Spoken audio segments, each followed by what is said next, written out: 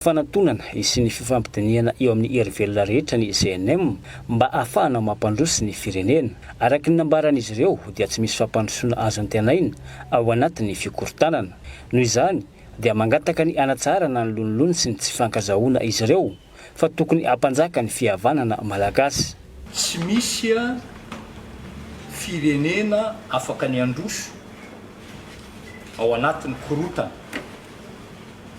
Ny filaminana ihany no miantoka ny fiatsarany ny fiainan'ny vahoaka malagasy izay tokony masoan'ny tompon'andraikitra rehetra.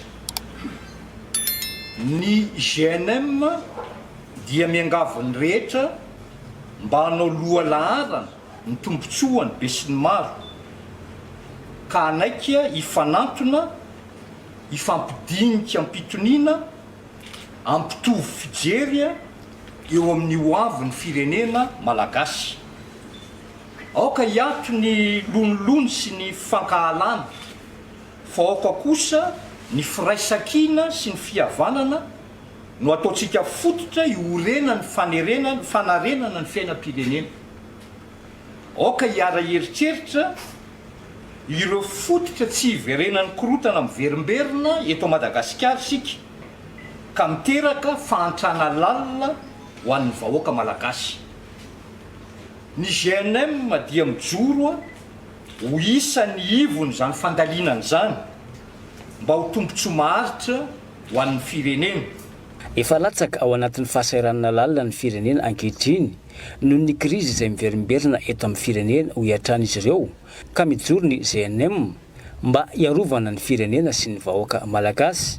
Noho izany dia niova ho GNMR na Groupe National de Médiation et de Réflexion ny anaran'ny fikambanana manomboka izao ka dia tsy mijanona ho mpanelanelana fotsiny ihany fa mamokatra tolo-kevitra izay mety mahasoa ny firenena ihany koa.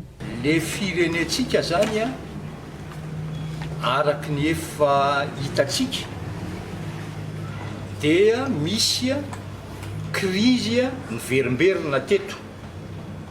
Ary isaky ny misy krizy zany dia mihamahatra foana ny vahoaka malagasy. Ary tena efa tena mahatra tsika amin'izao fotoana izao zany noho ny fisiny izay krizy miverimberina zay zany. Zay no mahatonga anay hoe akoatra ny maharay aman-dreny zany miezaka arak'izay azo atao zany ny mitady izay mety ho filaminana eto amin'ny firenena satria izay ihany ny tombotsoany be sy ny maro dia tsy mitsahatry ny mieritreritra koa zany zay hoe ahoana ny tsy hiverenana izay krizy izay intsony eto Madagasikara.